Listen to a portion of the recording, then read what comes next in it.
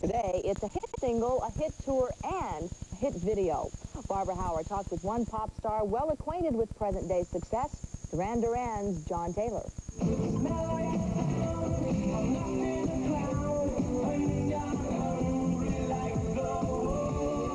Members of the internationally popular rock group Duran Duran temporarily separated from one another in 1985. Actually, they splintered into two separate bands called Power Station and Arcadia. Ostensibly, the reshuffling was to allow everyone an artistic stretch.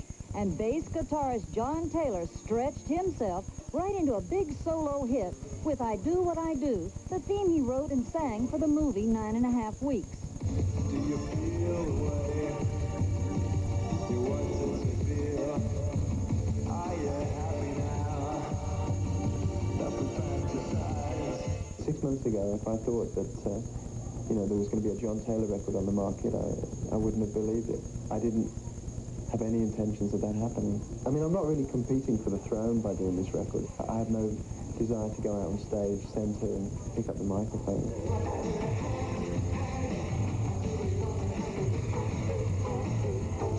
However, as the song goes, I do what I do, and Taylor did.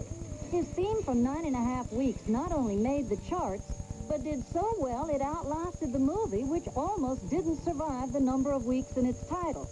Still, the steamy performances of Mickey Rourke and Kim Basinger made a sufficiently lasting impression to inspire Taylor's video, if in a roundabout sort of way.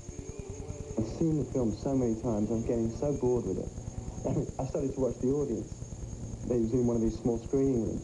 And, it is so provocative, the film, at times, especially to women. I started to watch the way the audience was reacting, and, the men.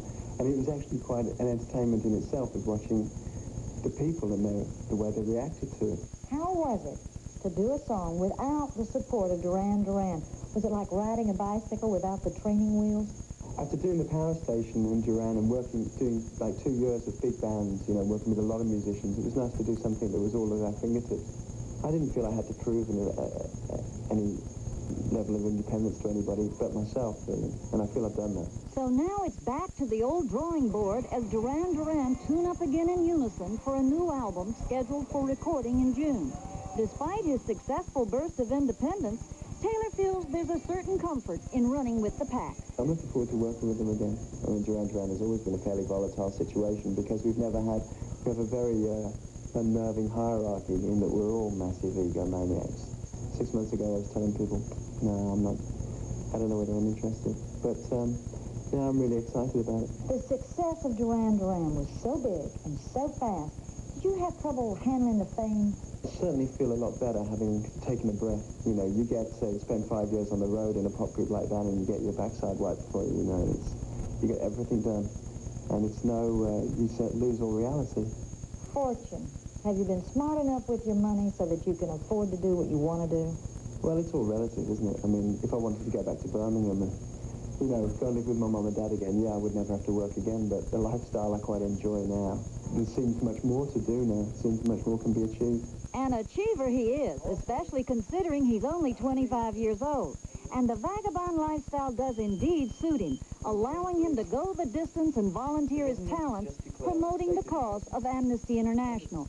A long way for a middle-class boy from Birmingham, England to wander. But for Taylor and his childhood friend Nick Rhodes, there was never any doubt they'd arrive at their destination. With me and Nick, it was like the egg before the chicken. We used to sit around in Birmingham, we'd go to nightclubs and see bands and stuff. And after about 2 years of being trainee pop stars, we couldn't figure out why we weren't getting anywhere. So that was when we both decided to take up musical instruments.